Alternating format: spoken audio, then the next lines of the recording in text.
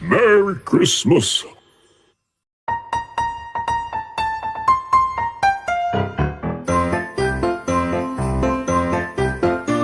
Kelompok yang mengadakan malam Natal.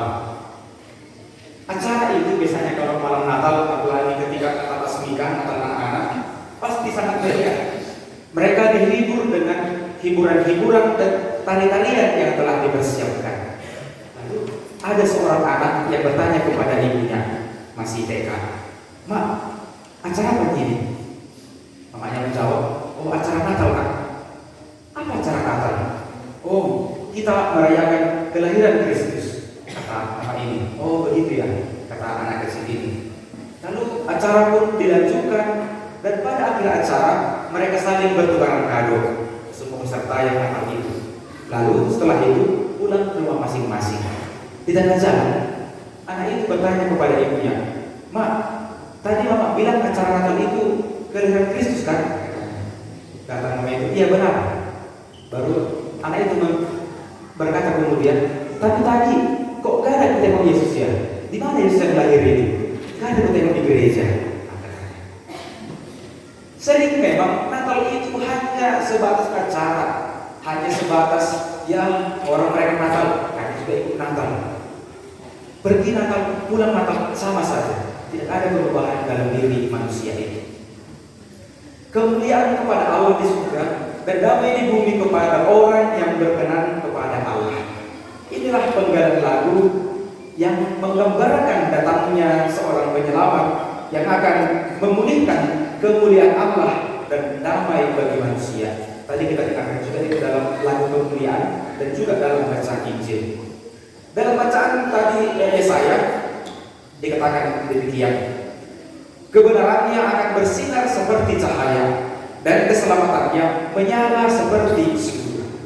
Jadi cahaya itu yang dilambangkan dengan Kristus itu datang menjumpai kita. Maka tadi saya mengatakan tidak ada kita menyalakan lilin pada malam Natal. Karena apa? Karena Kristus yang adalah cahaya, Kristus yang adalah matahari sejati datang menjumpai kita. Jadi Kristus sebagai matahari tidak ada tandingannya, apalagi lilin. Apalagi lilin. Tapi kalau malam Paskah kita menyalakan lilin, karena dari lilin itulah cahaya itu dipancarkan kepada kita masing-masing. Tapi Kristus, Sang Tuhan matahari, Deus Solus, Sang cahaya itu datang menerangi kita, datang memberikan cahaya kepada kita. Tapi walaupun cahaya itu datang kepada kita, karena kita manusia tidak menyukai cahaya itu, kita lebih suka tinggal dalam kegelapan. Jadi seperti itu. Walaupun datang cahaya itu, kita lebih suka tinggal dalam kegelapan. Misalnya kita mengatakan, ternyata tidak enak menjadi seorang Kristen ini, tidak enak menjadi seorang Katolik ini. Kenapa? Karena terus kami dihina. Terus misalnya agama kami direndahkan, tapi kami hanya bisa diam-diam saja. Ya cahaya itu datang kepada kita memberikan damai. Jadi kita apapun yang terjadi, kita hidupi iman kita. Itulah buktinya kita menerima cahaya itu. Tapi yang dikatakan tadi yang sebaliknya, kita lebih suka tinggal dalam kegelapan, tinggal dalam dosa-dosa kita. Kita tidak mau disinari oleh Kristus. Maka yang menjadi pertanyaan tadi, siapa sebenarnya yang dikatakan oleh Yesaya? Kebenarannya akan bersinar seperti cahaya dan keselamatannya menyala seperti sulur. Siapa yang dinubuatkan oleh Yesaya itu? Pasti kita akan dengan gampang menjawab, tentulah yang dinubuatkan oleh Yesaya itu adalah Yesus Kristus. Ya, kenapa kita mengatakan Yesus Kristus? Pasti karena pengetahuan kita telah banyak dan kita adalah orang pintar. Justru karena kita orang pintar, kita bisa mengetahui itu. Yesus adalah Allah yang menjadi manusia. Kita semua adalah manusia yang secitra dengan Allah. Allah merendahkan diri menjadi manusia sama seperti kita. Nah, kita diciptakan secitra dengan Allah, dan Allah itu merendahkan diri sama seperti manusia. Artinya Allah yang adalah yang ilahi itu mau menjadi manusia. Tetapi yang terjadi apa? Kita bahkan manusia ingin menjadi Allah, begitu ya. Kita sendiri ingin menjadi Allah. Jadi kita menjadi Tuhan atas diri orang lain. Suka-suka kita menghakimi orang. Padahal jelas Tuhan saja mau menjadi manusia. Tapi kita mau menjadi Allah. Kita mau menjadi pengadil bagi sesama kita. Karena diri kita yang telah berdosa itu, karena kodrat kita yang adalah sebagai citra Allah telah rusak, maka Yesus menjadi manusia untuk memulihkan citra kita itu yang telah rusak. Kan kita tahu bahwa manusia itu diciptakan secitra dengan Allah. Bodoh di bahasa Toba, lantakas bisa dihatakan. Apa dihatakan ditinggi cerita apa apa yang telah dibatak. Tahu umpama coba, tu biru rupatan, tu dosku panglah kota. Ala ini sih kata, bola dong bagian yang kandungan tak asing-asing pangalaman, apa dan jauh main. Ala ini tadi kata, tahu umpama coba, tu biru rupatan, tu dosku panglah kota.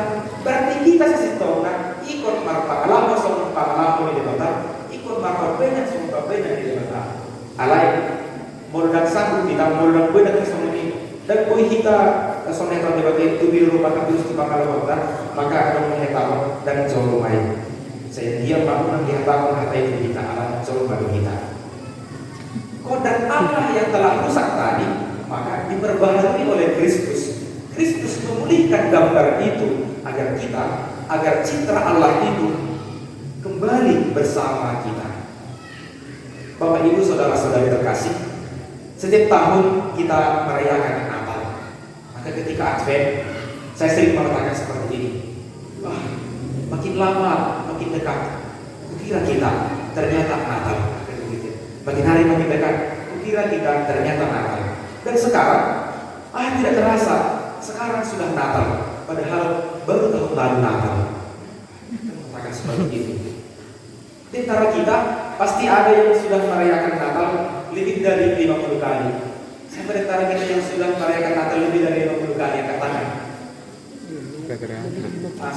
Mungkin orang yang baru 52 ya pasti mereka sudah merayakan Natal 50. Kalau saya baru merayakan Natal, inilah Natal ke-29 karena masih berumur 29. Dan ini adalah Natal kedua saya menjadi seorang pastor. Jadi saya tahbisan kemarin bisa kembali, tahbisan COVID. Jadi kita ada kita yang tahu karena hanya 100 orang yang boleh hadir. Saya tahbisan kemarin bersama dengan pastor kita, Pastor John Paul Siworo. Jadi sama kami tahbisan, walaupun dia awal kelas kami. Jadi saya memakai jalur orang dalam, makanya cepat tahbisan. Jalur orang dalam. Tetapi kita sudah Natal berkali-kali. Adakah kita yang bosan merayakan Natal? Adakah kita bosan merayakan Natal? Pasti kita menjawab tidak. Tapi ada yang bosan. Siapa itu? Yang kita hadir. Pasti ada yang tidak hadir. Tapi ada yang hadir. Yang hadir ini tidak bosan. Tapi yang tidak hadir mungkin mereka bosan dengan Natal. Tapi walaupun sebenarnya mereka bosan Natal, Natal itu selalu istimewa. Kenapa dikatakan istimewa? Kita lihat di sekeliling kita pun tidak saling menuduh. Pasti ada penghuni baru di gereja ini. Ada penghuni baru. Walau begitu, walaupun ada penghuni baru, kita pantas bersyukur karena anak yang hilang telah kembali. Dan surga pasti merayakannya. Saya tadi bertanya kepada Pastor Johannes, Pastor, apakah ada peraturan misa di Mengkapul? Pastor Jo menjawab, oh tidak ada. Bawa saja dari situ. Maka saya bawa peraturan misa. Terus tanya kepada Pastor Jo, berapa biasanya jumlah peserta ketika misa? Supaya saya bisa bawa hosti sedemikian jumlahnya. Pastor Jo menjawab, oh biasa amang belum malam Natal atau 200 ini. Jadi dari biasa marwan itu, nak 100. Mampus. Teman saya, oh berarti ada di antara kami ini tidak saling menuduh ya, tapi pasti ada di antara kami ini yang KTP, apa KTP, Katolik itu perlu. Lalu ada juga di antara kita yang Katolik Intel. Ada anak bernyanyi, dia bukan anak MK, dia bernyanyi. Saya Laskar Kristus siapa? Saya Laskar Kristus siapa? Roma makna. Ayo boleh deh, saya Laskar Kristus. Ale minggu salah. Roma Itu memang Allah sekarang Kristus itu Allah yang bagian kita. Maka jarak kali ya. Jarak kali di gereja, alami ibadah bagian kita. Natal adalah peristiwa sejarah. Tetapi juga Natal adalah peristiwa iman. Kenapa dikatakan peristiwa iman? Karena tidak semua orang dapat mengerti peristiwa Allah menjadi manusia. Banyak orang mengatakan, gak mungkin Allah menjadi manusia. Maka saudara-saudari, ketika ada yang mengatakan tak mungkin Allah menjadi manusia, berarti di situ Allah telah kita batasi. Ya Allah terserah dia lah. Mau jadi apa terserah Allah. Mungkinkah Allah menjadi pohon? Ya terserah Allah. Mungkinkah Allah menjadi manusia? Terserah Allah. Kalau ada manusia yang mengatakan gak mungkin Allah menjadi manusia, berarti Allah dia adalah Allah yang terbatas. Bisa dibatasi, tak mungkin Allah. Terserah Allah mau jadi apa. Akan begitu. Hanya orang pintar dan beriman yang bisa mengerti Allah menjadi manusia. Hanya orang beriman. Hanya orang pintar. Siapakah orang pintar itu?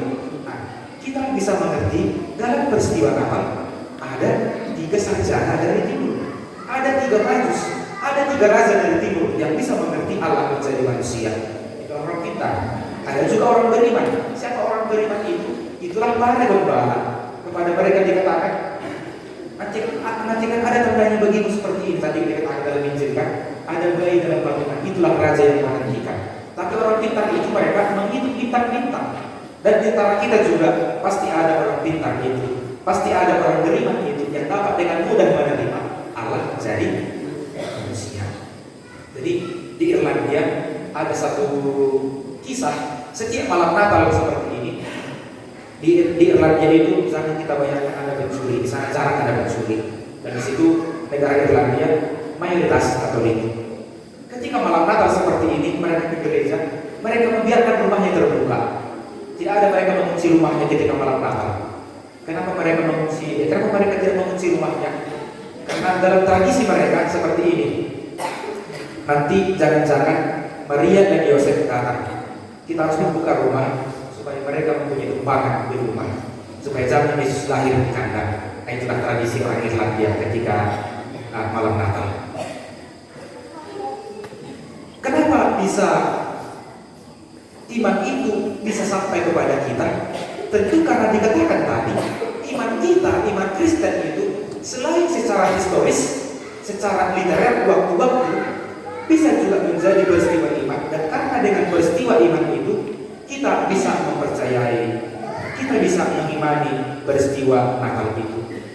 Dan dikatakan Natal juga adalah nada kasihnya Natal ini. Tetapi nada kasih itu sering menjadi sumbang. Karena apa? Karena manusia lebih gampang mengasihi dan berbuat baik kepada orang yang pantas dikasihi. Tetapi bukankah Allah mengasihi kita tanpa terkecuali? Karena kita manusia sering pilih-pilih kawan, sering pilih-pilih kasih, sering pilih-pilih persahabatan, maka hidup kita pun semakin sempit. Kita sering menyingkirkan orang yang tak bermanfaat buat kita, menyingkirkan orang yang tidak mendukung atau yang mengganggu kepentingan kita. Maka Natal itu yang seharusnya menjadi nada kasih, menjadi suara sumbang. Kita sulit melepas kepentingan pribadi dan demi berkorban untuk kepentingan bersama menjadi barang yang langka. Sudah beberapa stasi yang saya jalani, atau sama seperti misalnya di sini, tidak tahu saya di sini. Tersebar di Mahita. Tayes juga di Jatah, memberikan Natal Mahita, memberikan siasat, memberikan pohon Natal. Tapi pasti ada orang yang tidak mau memberikan waktu. Orang yang memberikan waktu itu sekarang menjadi barang yang langka karena kita sibuk dengan kepentingan kita masing-masing. Yesus lahir sebagai orang asing. Karena dia lahir sebagai orang asing, maka ada yang menolak dan ada juga yang menerima. Misalnya Herodes menolak karena mengancam kenyamanannya sebagai raja. Dan pemilik penginapan itu menolak orang miskin karena mereka lebih banyak nanti orang kaya datang ke sini. Sementara gembala dan majus itu mereka menerima, mencari, menyambut, bahkan memberikan hadiah kepada Yesus. Mereka mau meninggalkan pekerjaan mereka. Sebenarnya malam ini pun ada di antara kita yang seharusnya bekerja, tapi kita meninggalkan pekerjaan itu demi bersama-sama merayakan Natal. Sama seperti para gembala itu meninggalkan pekerjaan mereka, turut bersukacita atas kelahiran. Semoga Natal tahun ini kita semakin menjadi pribadi yang rendah hati, memiliki damai yang melimpah, dan memberi hadiah kepada Tuhan yang memberikan diri kita sendiri dengan memaafkan orang-orang yang pernah menyakiti kita. Jangan sampai Natal kita seperti pohon Natal. Apa perbedaan pohon Natal dengan kanak Natal? Apa perbedaan pohon Natal dengan kanak Natal? Nah, jelas ya, dari itu sudah beda. Tapi Bapak Ibu, saudara-saudari, jangan sampai Natal kita seperti pohon Natal itu dihias cantik, indah, bagus, tapi ada tapinya. Apa itu? Tak ada Yesusnya di sini, hanya indah saja. Semoga Natal kita seperti kanak Natal ini, ada Yesusnya, penuh dengan situasi damai. Kita lihat patut itu, situasi damai, ada juga suara air yang memanjur ya. Suasananya damai, jangan seperti pohon Natal yang indah, tapi tak ada Yesusnya. Jadilah kita seperti kanak Natal yang ada Yesusnya, penuh dengan suasana damai. Jangan hanya gereja yang kita hias, kita juga harus menghias diri kita, menghias hati kita sendiri dengan kebaikan, dengan ketulusan, dengan mau berbagi dengan orang-orang yang membutuhkan. Kita ikut merayakan Natal bukan karena nanti kita berfoto di kandang Natal, bukan karena nanti kita berfoto di pohon Natal lalu kita upload. Bukan itu kita ikut Natal. Kita ikut merayakan Natal saat kita mau mengampuni orang yang menyakiti kita pada malam ini. Dan kita memaafkan mereka. Disitulah kita ikut merayakan Natal. Tak usah kita pamer baju baru, pamer sepatu baru, tetapi pamerlah ketulusan, pamerlah persaudaraan, kebaikan. Meski tak ada yang melihat, Tuhan tahu hati kita. Semoga Natal ini senantiasa membawa kedamaian dan hidup kita senantiasa kita persembahkan untuk